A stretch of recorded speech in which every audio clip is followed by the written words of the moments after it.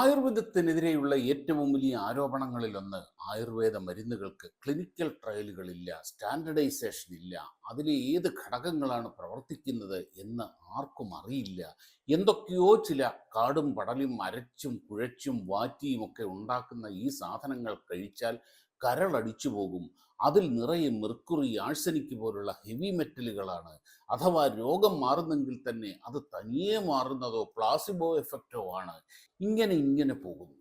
ഈ ആളെ കൊല്ലി പ്രാകൃത ഭീകര ചികിത്സ തട്ടിപ്പാണ്, കപടശാസ്ത്രമാണ്, സ്യൂഡോ സയൻസ് ആണ്, അതാണ് ഇതാണ്, അങ്ങനാണ് ഇങ്ങനാണ്. എന്തല്ലേ? എന്നാൽ ഈ പ്രാകൃത ചികിത്സയുടെ ഇപ്പറഞ്ഞ കാര്യങ്ങളൊക്കെ നമുക്കെന്ന് ആധുനിക ശാസ്ത്ര ദൃഷ്ടിയിൽ തന്നെ ഒന്ന് പരിശോധിച്ചാലോ? എന്നാ തുടങ്ങാം.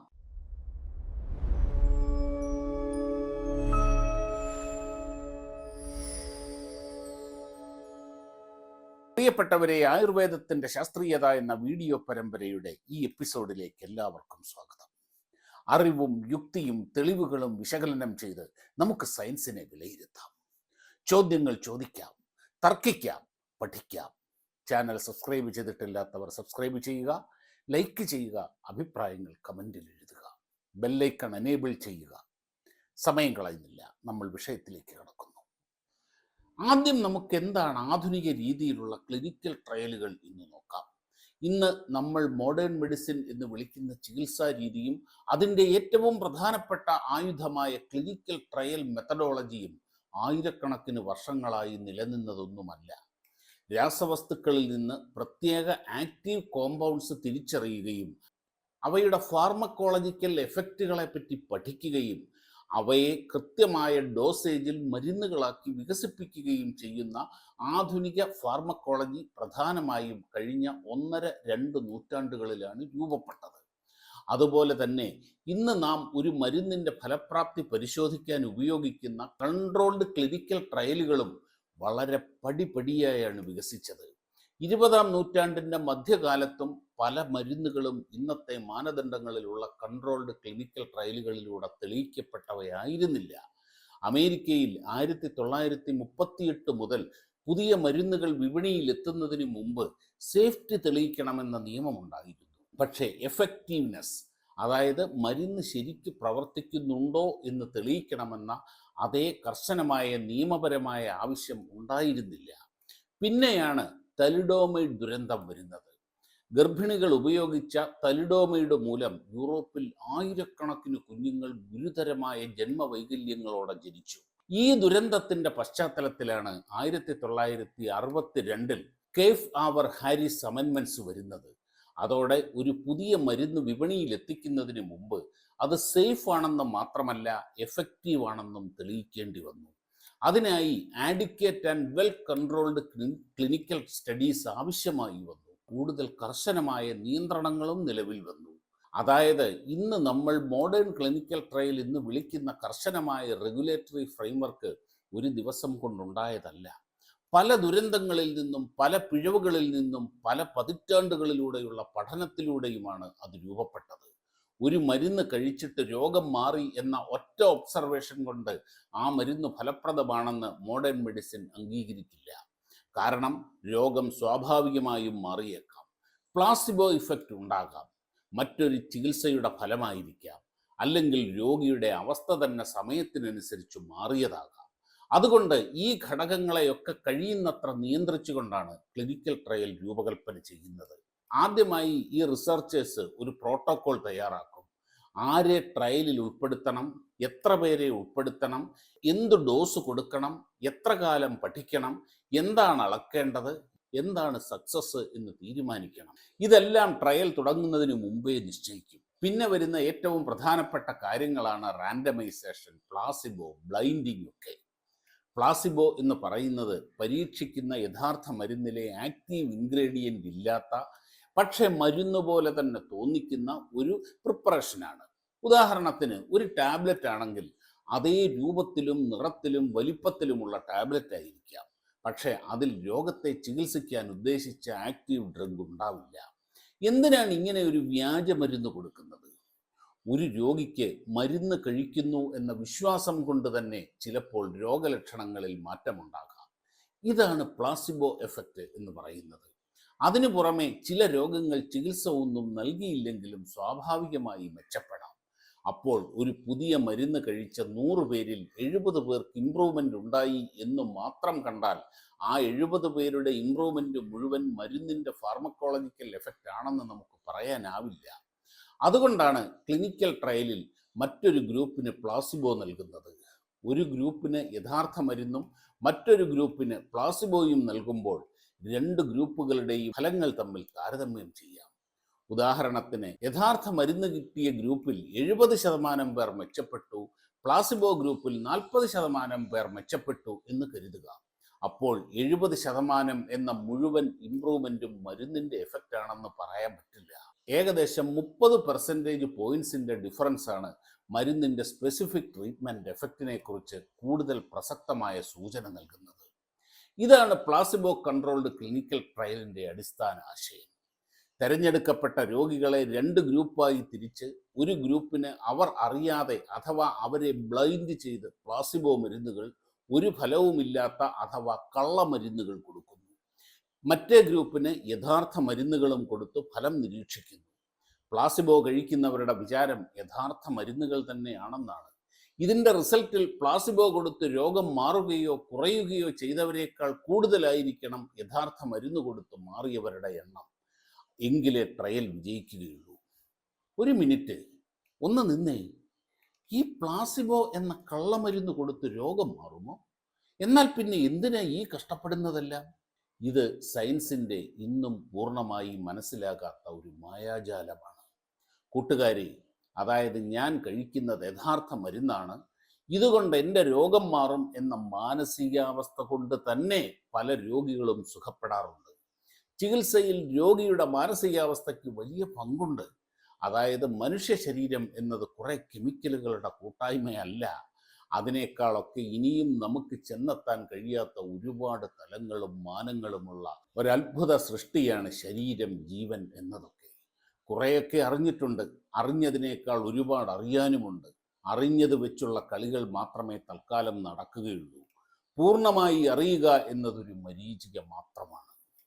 അപ്പോൾ ട്രയലുകൾ, ഇങ്ങനെ ബ്ലൈൻഡ് ചെയ്ത ട്രയലുകളും കടന്നു വരുന്ന മരുന്നുകളാണ് ഉപയോഗത്തിനായി മാർക്കറ്റിലെത്തുക. ഡോക്ടർമാർ പ്രിസ്ക്രൈബ് ചെയ്യുക. ഏത് മോളിക്യൂളാണ് രോഗകാരണത്തോട് ശരിയായി പ്രതികരിക്കുക എന്നത് മനസ്സിലാക്കാൻ വർഷങ്ങൾ നീണ്ട ഗവേഷണങ്ങൾ, ലാബ് പരീക്ഷണങ്ങൾ, മേൽപ്പറഞ്ഞ ട്രയലുകൾ എല്ലാം കഴിഞ്ഞ് 10ഉം 15ഉം കൊല്ലം കഴിഞ്ഞാണ് ഒരു മരുന്ന് തയ്യാറാകുന്നത്. പക്ഷെ ഇവിടം കൊണ്ടും അവസാനിക്കില്ല. ഈ മരുന്ന് വ്യാപകമായി ഉപയോഗിച്ചു തുടങ്ങുമ്പോഴുള്ള ഫീഡ്ബാക്ക് നിർണായകമാണ്. പറഞ്ഞല്ലോ, മനുഷ്യൻ എന്നത് ഒരേ അച്ചിലിട്ട് വാർത്ത യന്ത്രങ്ങളല്ല. ഓരോ മനുഷ്യരും യുണീക്കാണ്. അതുകൊണ്ട് തന്നെ ഓരോ മനുഷ്യരും ഒരേ മരുന്നിനോട് പ്രതികരിക്കുന്നത് ഒരേ തരത്തിലാകണമെന്നില്ല. ചിലർക്ക് അലർജി വരാം, ചിലർക്ക് ഗുരുതരമായ സൈഡ് എഫക്റ്റുകൾ ഉണ്ടാകാം. അത് വളരെ കൂടുതലാണെങ്കിൽ മരുന്ന് പിൻവലിക്കേണ്ടി വരും. ഇങ്ങനെ ഓരോ കൊല്ലവും പിൻവലിക്കുന്ന മരുന്നുകളുടെ എണ്ണം 100 കണക്കിനാണ്. 10 വർഷം മുമ്പുള്ള പല മരുന്നുകളും ഇന്നില്ല. എന്നാൽ 100 വർഷം മുമ്പുള്ള പല മരുന്നുകളും ഇന്നുമുണ്ട്. അതായത് ഒരു മരുന്ന് പഴയതായതുകൊണ്ട് സുരക്ഷിതമല്ലെന്നോ പുതിയതാണ് എന്നതുകൊണ്ട് സുരക്ഷിതമാണെന്നോ എന്നില്ല. പുതിയ സേഫ്റ്റി ഡേറ്റ വന്നപ്പോൾ ചില മരുന്നുകൾക്ക് നിയന്ത്രണങ്ങൾ ഏർപ്പെടുത്തുകയോ ചില പ്രത്യേക ഉപയോഗങ്ങൾ നിരോധിക്കുകയോ മാർക്കറ്റിൽ നിന്ന് പിൻവലിക്കുകയോ ഒക്കെ ചെയ്യാറുണ്ട്. അതായത് സുഹൃത്തുക്കളെ, എത്രയൊക്കെ ട്രയലുകളും പരീക്ഷണങ്ങളും നടത്തിയാലും മനുഷ്യ ശരീരം എപ്പോൾ എങ്ങനെയൊക്കെ പ്രതികരിക്കും എന്നത് പ്രവചനാതീതമാണ്. എന്നാൽ ഇവയൊക്കെ അത്യാവശ്യവുമാണ്. പരമാവധി പൂർണ്ണമായല്ല, പരമാവധി മനുഷ്യസാധ്യമായ രീതിയിൽ സുരക്ഷിതമാക്കാൻ ഇതെല്ലാം ആവശ്യമാണ്. പ്രധാന ചോദ്യം വേറെയാണ് കേട്ടോ. ആയുർവേദ മരുന്നുകൾ ഈ പ്രോസസ്സിൽ കൂടെ കടന്നു പോകുന്നുണ്ടോ? നോക്കൂ, നൂറ്റാണ്ടുകളായി ഉപയോഗത്തിലുള്ള സുരക്ഷിതമാണെന്ന് തെളിഞ്ഞ മരുന്നുകൾക്ക് ഈ ട്രയലുകൾ എടുക്കാറില്ല. അതെന്താ അങ്ങനെ? ആയുർവേദത്തിന് മാത്രം? നെറ്റ് ചുളിക്കാൻ വരട്ടെ. ആയുർവേദത്തിന് മാത്രമല്ല ഈ ലോജിക്ക് ബാധകമായിട്ടുള്ളത്. നൂറ്റാണ്ടുകളായി ഉപയോഗത്തിലുള്ള ഒരു മരുന്നിനെ ഇന്നലെ കണ്ടെത്തിയ ഒരു പുതിയ മോളിക്യൂളിനെ പോലെ ആദ്യം മുതൽ ഫേസ് 1, ഫേസ് 2, ഫേസ് 3 എന്ന മുഴുവൻ ഡെവലപ്മെൻറ്റ് പാത്വേയിലൂടെ വീണ്ടും കൊണ്ടുപോകുന്നത് എല്ലാ സാഹചര്യങ്ങളിലും ആവശ്യമായിരിക്കണമെന്നില്ല. നമുക്കെല്ലാം പരിചിതമായ ആസ്പിരിനെ നോക്കൂ.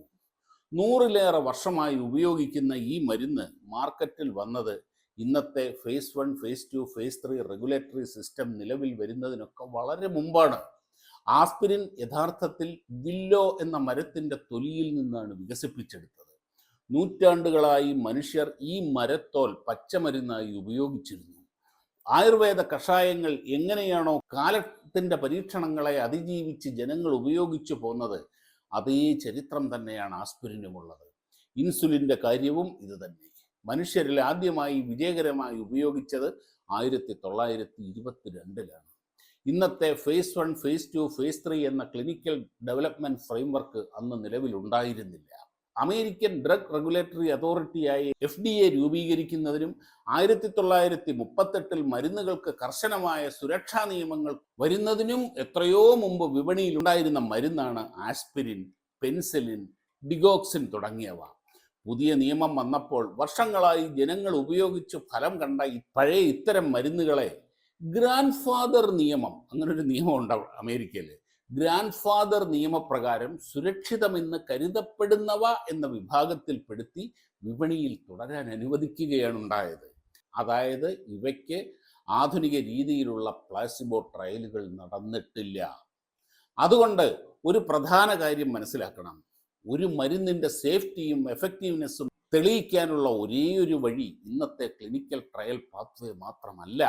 മരുന്ന് എപ്പോൾ വികസിപ്പിക്കപ്പെട്ടു, എന്ത് റെഗുലേറ്ററി ഫ്രെയിംവർക്കാണ് അന്ന് നിലവിലുണ്ടായിരുന്നത്, അതിൻ്റെ ഉപയോഗത്തിൽ നിന്ന് എത്രത്തോളം എവിഡൻസ് ലഭിച്ചിട്ടുണ്ട്, ഇതെല്ലാം പരിഗണിക്കേണ്ടതാണ്. അപ്പോൾ ആയുർവേദത്തിൻ്റെ കാര്യത്തിൽ മാത്രം ഈ ചോദ്യം എന്തിനാണ്? ആയുർവേദത്തിൽ നൂറ്റാണ്ടുകളായി ഉപയോഗത്തിലുള്ള ക്ലാസിക്കൽ ഫോർമുലേഷൻസ് ഉണ്ട്.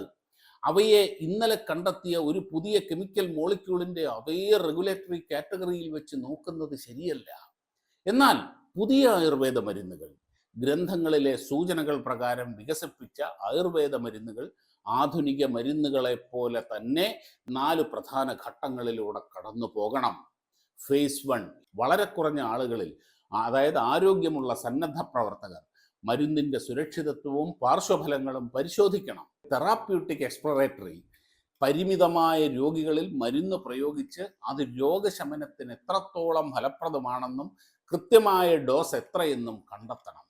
ഫേസ് 3 തെറാപ്യൂട്ടിക് കൺഫർമേറ്ററി, കൂടുതൽ ആളുകളിൽ വിപുലമായ രീതിയിൽ പരീക്ഷണം നടത്തി മരുന്നിൻ്റെ ഗുണമേന്മ പൂർണ്ണമായി ഉറപ്പിക്കണം. ഫേസ് 4 പോസ്റ്റ് മാർക്കറ്റിംഗ് ട്രയൽ, മരുന്ന് വിപണിയിൽ ഇറക്കിയ ശേഷം പൊതുജനങ്ങളിൽ ഉണ്ടാകുന്ന ദീർഘകാല ഫലങ്ങളും സുരക്ഷിതത്വവും നിരീക്ഷിക്കണം. ഇവിടെ ഒരു പ്രധാന ചോദ്യമുണ്ട്. അലോപ്പതി മരുന്നുകളുടെ വ്യാജൻ അഥവാ പ്ലാസിബോ ഉണ്ടാക്കാൻ വളരെ എളുപ്പമാണ്. ഒരു തരത്തിലും തിരിച്ചറിയാത്ത രീതിയിൽ ഇവ ഉണ്ടാക്കാം. ഇത് തന്നെയാണ് നാട്ടിലുള്ള 1,900 ചാത്തൻ കമ്പനികൾ ചെയ്തുകൊണ്ടിരിക്കുന്നത്. അതുകൊണ്ട് തന്നെ അലോപ്പതി മരുന്നുകളുടെ പ്ലാസിബോ ട്രയലുകൾ വളരെ എളുപ്പമാണ്. എന്നാൽ കടുത്ത ഗന്ധവും രുചിയുമുള്ള ആയുർവേദ മരുന്നുകളുടെ പ്ലാസിബോ മരുന്നുകൾ ഉണ്ടാക്കുക എന്നത് വലിയൊരു ടെക്നിക്കൽ ചാലഞ്ചാണ്. കാരണം യഥാർത്ഥ മരുന്നുകളുടെ രുചിയും ഗന്ധവും നിലനിർത്തി, എന്നാൽ ഔഷധ ഗുണമില്ലാത്ത, കൊടുക്കുന്ന ആൾക്ക് തിരിച്ചറിയാൻ കഴിയാത്ത ഒരു കള്ളമരുന്ന് ഉണ്ടാക്കണം. ഈ വെല്ലുവിളി ആധുനിക ടെക്നോളജിയുടെ സഹായത്തോടെ മറികടക്കാൻ കഴിഞ്ഞിട്ടുണ്ട്. എങ്കിലും ഈ പ്ലാസിബോ പരീക്ഷണങ്ങളുടെ ചെലവ് അലോപ്പതി പ്ലാസിബോ പരീക്ഷണങ്ങളെക്കാൾ വളരെ കൂടുതലാണ്. വാതരോഗങ്ങൾ അഥവാ റുമറ്റോയിഡ് രോഗങ്ങൾക്കുള്ള ഗവേഷണങ്ങളുടെ ഭാഗമായി പ്രശസ്തമായ വിദേശ യൂണിവേഴ്സിറ്റികളും ഇന്ത്യയിലെ ഗവേഷകരും ചേർന്ന് ആയുർവേദ കഷായങ്ങളും ചൂർണങ്ങളും ഉപയോഗിച്ച് വളരെ വിപുലമായ double blind placebo controlled trial നടത്തുകയുണ്ടായി. അതിൻ്റെ രീതി, ഈ ട്രയലിൽ രോഗികളെ 3ആയി തിരിച്ചു. ഒന്നാമത്തെ ഗ്രൂപ്പിന് അലോപ്പതി മരുന്നും ആയുർവേദ പ്ലാസിബോയും നൽകി. രണ്ടാമത്തെ ഗ്രൂപ്പിന് യഥാർത്ഥ ആയുർവേദ കഷായങ്ങളും ഗുളികകളും അലോപ്പതി പ്ലാസിബോയും നൽകി. മൂന്നാമത്തെ ഗ്രൂപ്പിന് രണ്ടും ഒറിജിനൽ നൽകി. ഫലം, കഷായങ്ങളും പരമ്പരാഗത ആയുർവേദ രീതികളും അലോപ്പതി മരുന്നിന് തുല്യമായ ഫലം നൽകുന്നുണ്ടെന്നും പാർശ്വഫലങ്ങൾ വളരെ വളരെ കുറവാണെന്നും ഈ ഡബിൾ ബ്ലൈൻഡ് പഠനത്തിലൂടെ അന്താരാഷ്ട്ര തലത്തിൽ തെളിയിക്കപ്പെട്ടതാണ്. അതുപോലെ പ്രമേഹത്തിനുള്ള വാരാതിക്വാഥത്തിൻ്റെ പരീക്ഷണവും ശ്രദ്ധിക്കേണ്ടതാണ്. ശാർഗധര സംഹിത എന്ന പുരാതന ഗ്രന്ഥത്തിൽ പ്രമേഹത്തിന് നിർദ്ദേശിച്ചിട്ടുള്ള വാരാതിക്വാഥം എന്ന കഷായക്കൂട്ടിന് മേൽ ഭാരത സർക്കാരിൻ്റെ CCRAS central council for research in ayurvedic sciences കടുത്ത പരീക്ഷണങ്ങൾ നടത്തിയിട്ടുണ്ട്. ഇതിലെ പ്ലേസിബോ വിദ്യ എങ്ങനെയെന്നറിയുമോ? ഈ കഷായത്തിൻ്റെ എക്സ്ട്രാക്റ്റ് ഉപയോഗിച്ച് ഉണ്ടാക്കിയ ഗുളികകളും അത് തികച്ചും ഒരേപോലെ തോന്നിക്കുന്ന സെല്ലുലോസ് കൊണ്ടുള്ള പ്ലേസിബോ ഗുളികകളും നിർമ്മിച്ച് രോഗികളിൽ ഡബിൾ ബ്ലൈൻഡ് രീതിയിൽ പരീക്ഷിച്ചു. അതുപോലെ അമൃതാരിഷ്ടവും മറ്റരിഷ്ടങ്ങളും ഈ പരീക്ഷണങ്ങൾക്ക് വിധേയമായിട്ടുണ്ട്. അരിഷ്ടങ്ങൾ നിർമ്മിക്കുന്നത് സ്വാഭാവികമായ ഫെർമെൻറ്റേഷൻ പ്രക്രിയയിലൂടെ ആയതിനാൽ അതിൽ ചെറിയ അളവിൽ ആൽക്കഹോൾ അടങ്ങിയിട്ടുണ്ടാകും. ഇവയുടെ പ്ലേസിബോ ട്രയലുകൾക്കായി ഗവേഷകർ കരിമ്പ് ശർക്കരയോ കാരമലോ ഉപയോഗിച്ച് കടും തവിട്ട് നിറവും സിട്രിക് ആസിഡ് ഉപയോഗിച്ച് നേരിയ പുളിപ്പും നൽകിയ ശേഷം യാതൊരു ഔഷധ ഗുണവും ഇല്ലാത്ത വളരെ കുറഞ്ഞ അളവിലുള്ള സെൽഫ് ജനറേറ്റഡ് ആൽക്കഹോൾ ബേസ് ഉണ്ടാക്കിയാണ് പരീക്ഷണം നടത്തിയത്. അതുപോലെ COVID-19 മഹാമാരിയുടെ സമയത്ത് ആയുഷ് മന്ത്രാലയം വികസിപ്പിച്ച ആയുഷ് 64 എന്ന ഗുളിക, ഇത് പഴയകാല മലേറിയ വിരുദ്ധ ആയുർവേദ കൂട്ടുകളിൽ നിന്ന് രൂപപ്പെടുത്തിയതാണ്. ഇന്ത്യയിലെ വിവിധ മെഡിക്കൽ കോളേജുകളിൽ randomised placebo controlled double blind പരീക്ഷണങ്ങൾക്ക് വിധേയമാക്കിയിരുന്നു. ഇത് രോഗമുക്തി വേഗത്തിലാക്കാൻ സഹായിക്കുമെന്ന് ശാസ്ത്രീയമായി തെളിഞ്ഞതാണ്. അതായത് കൂട്ടുകാരെ, പലരും വിചാരിക്കുന്നത് കഷായവും അരിഷ്ടവും വെറും പാരമ്പര്യ വിശ്വാസത്തിൻ്റെ പുറത്താണ് ആളുകൾ കുടിക്കുന്നത് എന്നാണ്. എന്നാൽ വിദേശ യൂണിവേഴ്സിറ്റികളും ഭാരത സർക്കാരും വരെ കടുത്ത ഡബിൾ ബ്ലൈൻഡ് പ്ലാസിബോ പരീക്ഷണങ്ങൾ നടത്തി ഫലപ്രാപ്തി തെളിയിച്ച ഒന്നാണ് നമ്മുടെ ആയുർവേദ ഔഷധങ്ങൾ. നേരത്തെ പറഞ്ഞതുപോലെ പലരും വിചാരിക്കുന്നത് ആയുർവേദ മരുന്ന് എന്ന് പറഞ്ഞാൽ ഏതോ കാട്ടിൽ നിന്ന് കുറെ പച്ചിലകൾ പറിച്ചിടിച്ച് പിഴിഞ്ഞുണ്ടാക്കുന്ന ഒന്നാണെന്നാണ്. അവിടെ സിംഗിൾ മോളിക്യൂൾ വേർതിരിച്ചെടുത്ത് അളന്നെടുക്കുന്ന പ്രക്രിയയിലെ പോലുള്ള സ്റ്റാൻഡർഡൈസേഷൻ അസാധ്യമാണ് എന്നാണ്. എന്നാൽ ഇന്ന് ആയുർവേദ മരുന്നുകളുടെ സ്റ്റാൻഡർഡൈസേഷൻ എന്നാൽ ഓരോ ബാച്ചിലും ഇറങ്ങുന്ന മരുന്നുകളുടെ ഗുണനിലവാരം, സുരക്ഷിതത്വം, വീര്യം എന്നിവ ഒരേപോലെയാണെന്ന് ആധുനിക സാങ്കേതിക വിദ്യകളിലൂടെ ഉറപ്പുവരുത്തുന്നുണ്ട്. പച്ചമരുന്നുകൾ വളരുന്ന മണ്ണ്, കാലാവസ്ഥ, വിളവെടുക്കുന്ന സമയം എന്നിവയനുസരിച്ച് അവയിലെ കെമിക്കൽ ഘടകങ്ങൾ മാറിയേക്കാം. അതുകൊണ്ട് ബൊട്ടാണിക്കൽ ഐഡന്റിഫിക്കേഷൻ അഥവാ മരുന്ന് കൃത്യമായ സസ്യത്തിൽ നിന്ന് തന്നെയാണോ എടുക്കുന്നത് എന്ന് ഉറപ്പാക്കാൻ മൈക്രോസ്കോപ്പിക് പരിശോധനകളും DNA ഫിംഗർ പ്രിന്റിങ്ങും നടത്തുന്നുണ്ട്. അതുപോലെ മരുന്നിൽ മണ്ണ്, കല്ല്, മറ്റു പുല്ലുകൾ എന്നിവ കലർന്നിട്ടില്ലെന്ന് ഉറപ്പുവരുത്തുന്നുണ്ട്. മറ്റൊന്ന്, മരുന്നുകളുടെ ഒരു കെമിക്കൽ ഫിംഗർ പ്രിന്റ് എടുക്കുന്നതിന് തുല്യമായി HPLC അതായത് high performance thin layer chromatography, high performance liquid chromatography എന്നീ പരിശോധനകൾ നടത്തുന്നുണ്ട്. ഉദാഹരണത്തിന് കുരുമുളക് ചേർത്ത 5-6 ആയുർവേദ മരുന്നുകളിൽ കൃത്യമായ അളവിൽ പെപ്പറിൻ എന്ന ഘടകം അടങ്ങിയിട്ടുണ്ടോ എന്ന് ഇതിലൂടെ അളക്കുന്നു. ആയുർവേദ മരുന്നുകളിൽ ലെഡ്, മെർക്കുറി, ആഴ്സനിക് തുടങ്ങിയ ലോഹങ്ങൾ അനുവദനീയമായ പരിധിയിൽ താഴെ മാത്രമാണെന്ന് അറ്റോമിക് അബ്സോർപ്ഷൻ സ്പെക്ട്രോസ്കോപ്പി വഴി ഉറപ്പാക്കുന്നു. കഷായങ്ങളുടെയും അരിഷ്ടങ്ങളുടെയും pH, സ്പെസിഫിക് ഗ്രാവിറ്റി, ആൽക്കഹോൾ അളവ് എന്നിവ കൃത്യമായി രേഖപ്പെടുത്തുന്നു. ഇതിനെല്ലാം രാജ്യത്ത് കൃത്യമായ കർശനമായ നിയമങ്ങളുണ്ട്. എന്നാൽ നിയമവിരുദ്ധമായ പലതും നടക്കുന്നില്ലേ എന്ന് ചോദിച്ചാൽ ഉണ്ട്. അതെല്ലാ മേഖലയിലുമുണ്ട്. അത് ആയുർവേദത്തിൻ്റെ കുറ്റമല്ല. ആയുർവേദ ഔഷധങ്ങളിലെ കരളിന് കേടുവരുത്തുന്ന ഹെവി മെറ്റലുകൾ തുടങ്ങി പല ചോദ്യങ്ങളും ബാക്കിയുണ്ട്. അത് മറ്റൊരു എപ്പിസോഡിൽ ചർച്ച ചെയ്യാം. അതുകൊണ്ട് കൂട്ടുകാരെ, ആയുർവേദമെന്നല്ല ഏത് ചികിത്സാ രീതിയെയും വിമർശിക്കുന്നത് കൊണ്ടോ ചോദ്യങ്ങൾ ഉയർത്തുന്നത് കൊണ്ടോ തർക്കിക്കുന്നത് കൊണ്ടോ ഒരു കുഴപ്പവുമില്ല. ചോദ്യങ്ങൾ ചോദിച്ചും ഉത്തരങ്ങൾ തേടിയും വാദപ്രതിവാദങ്ങൾ ഉയർത്തിയുമാണ് മാനവരാശി വളർന്നത്, വളരുന്നത്, ഇനി വളരാൻ പോകുന്നത്. ചോദ്യങ്ങളുടെ ഉദ്ദേശശുദ്ധിയാണ് പ്രശ്നം. പല താല്പര്യങ്ങൾ, അത് സാമ്പത്തികമാകാം, നിലപാടുകളിലെ കടുംപിടുത്തങ്ങളാകാം, അങ്ങനെ പല താല്പര്യങ്ങൾ മുൻനിർത്തി ബുദ്ധിയെയും ചിന്തയെയും പണയം വെച്ച് നടത്തുന്ന അപവാദ പ്രചരണങ്ങൾ ആർക്കും ഗുണം ചെയ്യില്ല. ശരിയായ ചോദ്യങ്ങൾ ഉയർത്തൂ, നമുക്ക് തർക്കിക്കാം, അങ്ങനെ സത്യാന്വേഷണത്തിൻ്റെ പാതയിൽ മുന്നേറാം. അപ്പോൾ ഈ എപ്പിസോഡ് ഇവിടെ അവസാനിക്കുകയാണ്. ഈ പരമ്പരയിലെ അടുത്ത എപ്പിസോഡ് അടുത്ത ഞായറാഴ്ച രാവിലെ 11:30. നന്ദി, നമസ്കാരം.